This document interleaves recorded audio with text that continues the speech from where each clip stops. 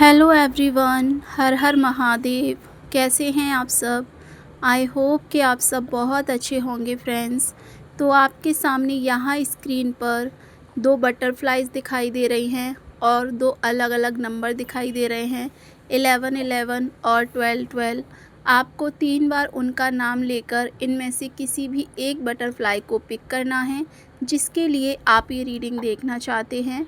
हम देखने वाले हैं क्या उन्हें आपकी याद आती है या नहीं। ये रीडिंग बिल्कुल टाइमलेस और कलेक्टिव है, तो जब भी ये वीडियो आपके सामने आती है तब ये रीडिंग आपसे रेजोनेट होती है। अगर ये रीडिंग आपसे रेजोनेट होती है तो प्लीज़ क्लेम ज़रूर किया कीजिए।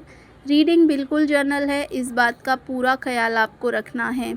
अगर किसी भी रीज़न की वजह से आपसे रीडिंग मैच नहीं होती है तो आप यहाँ अदर ऑप्शन वाली रीडिंग भी पिक कर सकते हैं। तो चलिए स्टार्ट करते हैं, बट अगर उससे पहले आप मेरे चैनल पर नए हैं तो प्लीज़ चैनल को सब्सक्राइब कर लेना और वीडियो को लाइक कर देना एनर्जी से क्लेम करने के लिए। हेलो पाइल नंबर 1, कैसे हैं आप सब? आई होप कि आप सब बहुत अच्छे होंगे फ्रेंड्स। तो आप जल्दी से अपने पार्टनर का ध्यान कीजिए, उनका नाम लेकर इस रीडिंग को सुनना स्टार्ट कीजिए, उनकी एनर्जी से अच्छे से कनेक्ट कीजिए ताकि ये रीडिंग आपसे अच्छी तरीके से रेजोनेट हो सके। सो पाइल नंबर 1, आप यहाँ जिस पर्सन के लिए ये रीडिंग देख रहे हैं उनकी एनर्जी को देखकर मुझे यहाँ जो एनर्जी दिखाई दे रही है वो 6 ऑफ कप्स की दिखाई दे रही है, जो कि यहाँ पास्ट एनर्जी को कहीं ना कहीं रिप्रेजेंट करता है। ये एनर्जी पास्ट की सबसे इमोशनल एनर्जी मानी जाती है।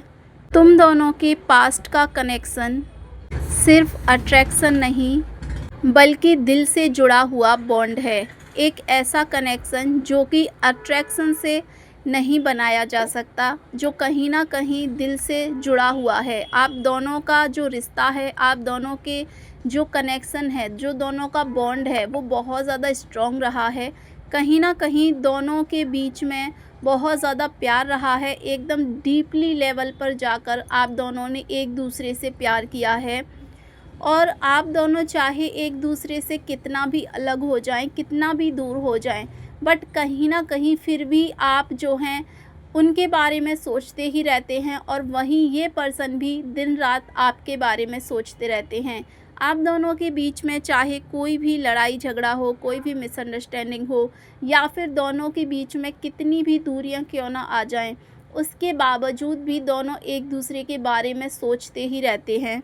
आप दोनों के रिश्ते में एक कंफर्ट जोन था, जैसे कि तुम दोनों एक दूसरे के बारे में बिल्कुल प्योरली फील करते थे, नेचुरली फील करते थे। इसमें किसी भी तरीके का कोई भी दिखावा नहीं था। जिस तरीके से आप उनसे प्यार करते थे, जिस तरीके से आप उनको समझते थे या फिर आप उनके लिए लॉयल थे, सेम उनकी एनर्जी यहाँ निकल के आ रही है कि वो पर्सन भी आपके लिए उतना ही फील करते थे जितना आप करते थे और उतना ही प्यार वो व्यक्ति आपसे करते थे जितना आप उनसे करते थे। ये एनर्जी कभी कभी सोल कनेक्शन की भी होती है, कार्मिक कनेक्शन की भी होती है। कभी कभी रिश्तों में कार्मिक प्रॉब्लम्स की वजह से भी दूरियां आती हैं।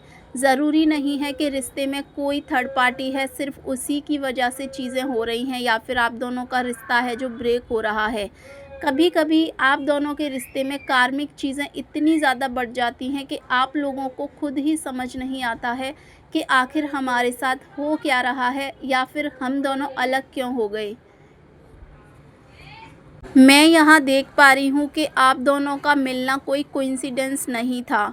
कहीं ना कहीं ऐसा लग रहा है जैसे कि प्रकृति ने आप दोनों को खुद मिलवाया है और अगर आपको अलग भी किया है तो उसका कोई ना कोई डेफिनेटली स्ट्रॉन्ग रीज़न है। यहाँ मैं ये नहीं कहूँगी कि आप हमेशा लाइफ में अलग रहेंगे या फिर एक दूसरे से कभी मिलेंगे नहीं, बट यहाँ जो कार्मिक चीज़ें आपके रिश्ते में बनी हुई हैं, हो सकता है कि उसकी वजह से आपके रिश्ते में दूरियां रहे या फिर आप दोनों के बीच में कुछ टाइम तक जो है मनमुटाव रहे, या तो आप अपने पार्टनर को ना समझ पाओ या फिर आपके पार्टनर किसी रीज़न की वजह से आपको ना समझ पाएँ। लेकिन आपके कनेक्शन में जो कार्मिक चीज़ें हैं जब वो ख़त्म होंगी तो धीरे धीरे आपका जो रिश्ता है वो फिर से जो है सुधरने लगेगा या फिर दोनों के बीच में जो कुछ भी प्रॉब्लम है वो रिज़ॉल्व होने लगेगी। जिस पर्सन के लिए आप ये रीडिंग देख रहे हैं, वो व्यक्ति आपके साथ जब कनेक्शन में थे तो वो आपके साथ डीपली कहीं न कहीं एक जेन्युइनली आपके लिए उनके मन में फीलिंग थी। मतलब कोई दिखावा नहीं था उनके प्यार में या उनकी फीलिंग्स में। वो जेन्युइनली आपके लिए फ़ील करते थे, सच्चे दिल से आपके लिए कहीं न कहीं उनके मन में फीलिंग्स थी। वो कहीं न कहीं ऐसा सोचते हैं कि वो जब भी आपके साथ रहते थे या जब तक आपके साथ रिलेशन में रहे हैं, चाहे वो आपसे बातें करें या मिलें या आपको देखें, तो उन्हें उस चीज़ में एक सुकून मिलता था, एक पीस मिलता था। आपके साथ में उन्हें एक कम्फ़र्ट मिलता था। वो आपसे किसी भी तरीके की बात जो है शेयर कर सकते हैं, बता सकते हैं। मतलब उनको ऐसा लगता था कि जब भी आप उनके साथ थे तो उनकी लाइफ़ बहुत ही हैप्पी थी, बहुत ज़्यादा ब्यूटीफुल थी और उनकी लाइफ़ में एक पीस था, एक कम्फ़र्ट था। तुम्हारी प्रेज़ेंट उनके लिए एक सेफ़ प्लेस जैसी है, एक कम्फ़र्ट जैसी है। यानी कि आपकी जो प्रेज़ेंट है, आप उनके साथ रहना आपका कहीं न कहीं उनके लिए एक सेफ़ प्लेस है। उनके लिए एक ऐसा प्लेस है जिसमें वो बिना किसी डर के रह सकते हैं। वो जब भी आपके बारे में सोचते हैं तो कहीं न कहीं उन्हें ऐसा लगता है कि जब भी उन्होंने आपको देखा है तो एक पर्सन के रूप में नहीं, मतलब सिर्फ़ एक इंसान के रूप में नहीं बल्कि एक ऐसे पर्सन के रूप में उन्होंने देखा है जिसके साथ में वो बिना किसी डर के रह सकते हैं, जिसके साथ में उन्हें खुशी फ़ील होती है, हैप्पीनेस फ़ील होती है।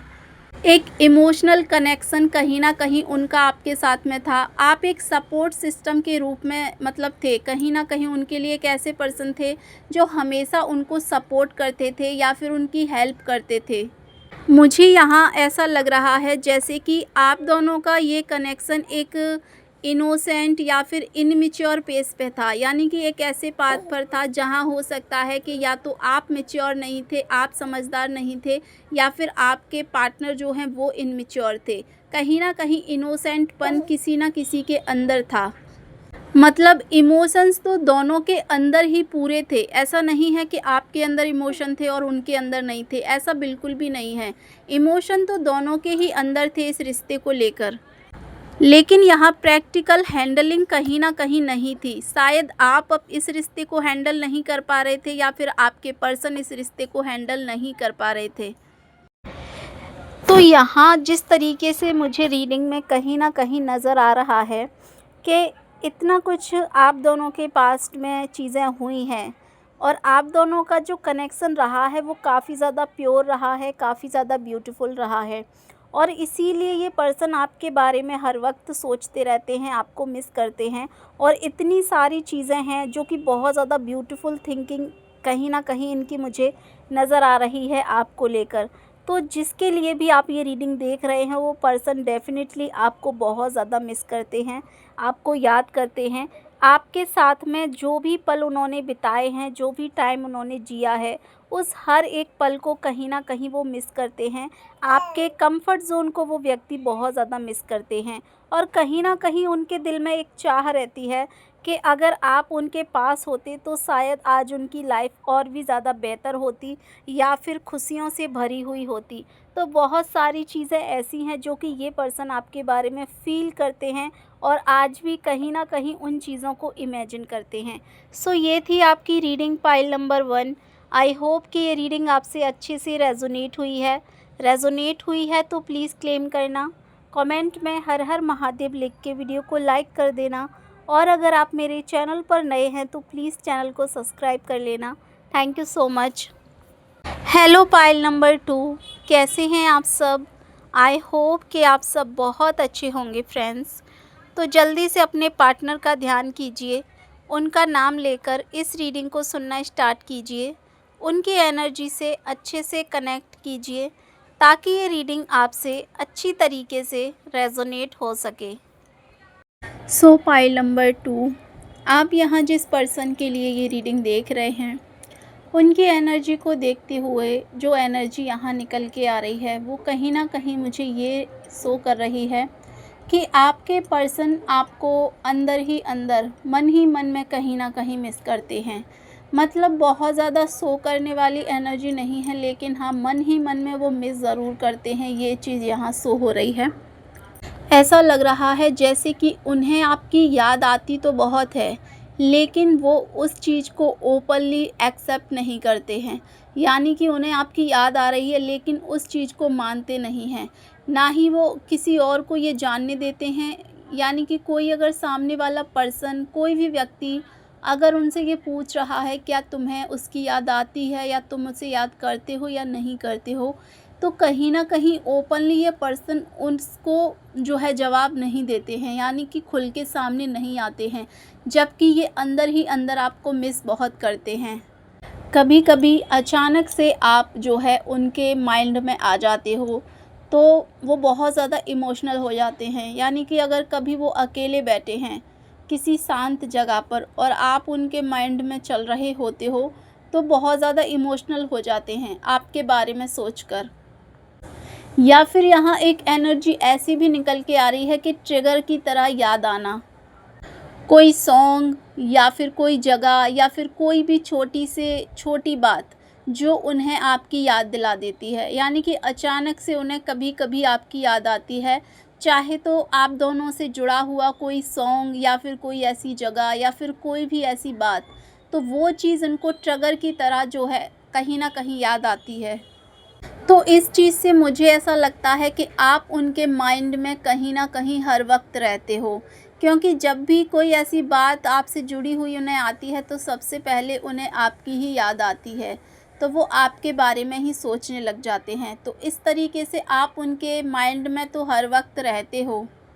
मैं यहाँ देख पा रही हूँ कि ये पर्सन याद आने के बाद भी उस चीज़ को जो है रीच आउट नहीं करते हैं।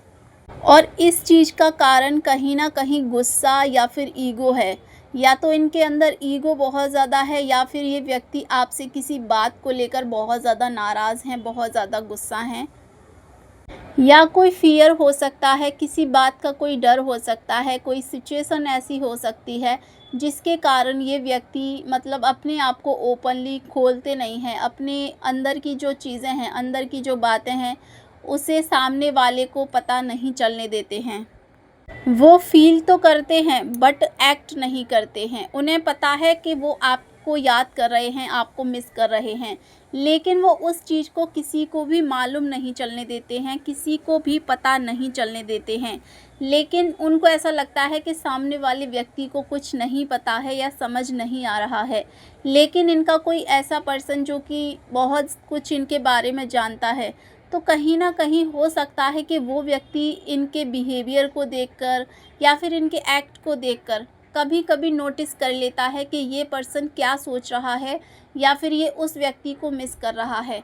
तो काफ़ी बार ऐसा होता है कि सामने वाले पर्सन को पता चल जाता है, लेकिन इनको ऐसा लगता है कि किसी को भी पता नहीं चला है क्योंकि इन्होंने बताया नहीं है। बट ऐसा एक्चुअली में होता नहीं है। जब डिस्ट्रैक्शन कम होता है, तब कहीं न कहीं ये व्यक्ति आपको बहुत ज़्यादा मिस करते हैं, तब आपके बारे में बहुत ज़्यादा सोचते हैं।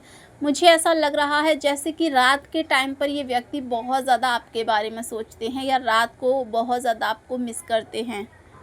तब आपकी याद इन्हें बहुत ज़्यादा आती है। तब शायद ये हो सकता है कि अपने ऊपर कंट्रोल भी ना कर पाते हों और बहुत ज़्यादा इमोशनल हो जाते हों, या फिर उस वक़्त इन्हें बहुत ज़्यादा गुस्सा भी आता हो। ये डीपली इमोशन कनेक्शन का टाइम है। मुझे ऐसा लग रहा है कि बहुत ज़्यादा इमोशनल, और जिस तरीके से वो अपने आप को परेशान करते रहते हैं, तो वो चीज़ कहीं न कहीं मुझे आपके लिए एक साइन यहाँ रिप्रेजेंट हो रहा है कि एक इमोशनल कनेक्शन का कहीं न कहीं आपके लिए साइन है कि वो व्यक्ति आपसे हो सकता है कि कनेक्ट करने की कोशिश कर रहे हैं, या फिर वो आपसे कनेक्ट करना चाहते हैं।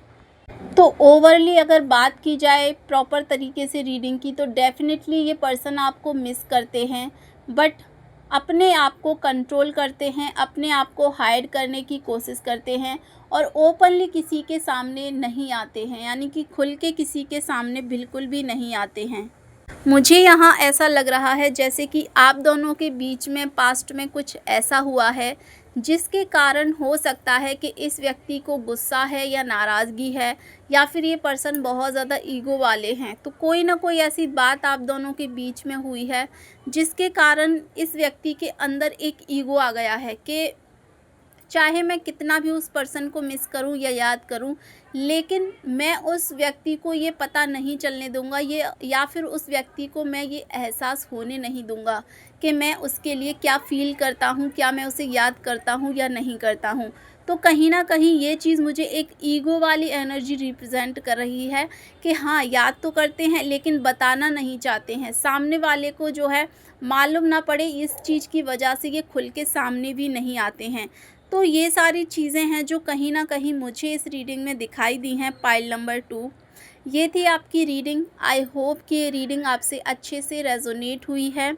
रेज़ोनेट हुई है तो प्लीज़ क्लेम करना, कमेंट में हर हर महादेव लिख के वीडियो को लाइक कर देना, और अगर आप मेरे चैनल पर नए हैं तो प्लीज़ चैनल को सब्सक्राइब कर लेना। Thank you so much.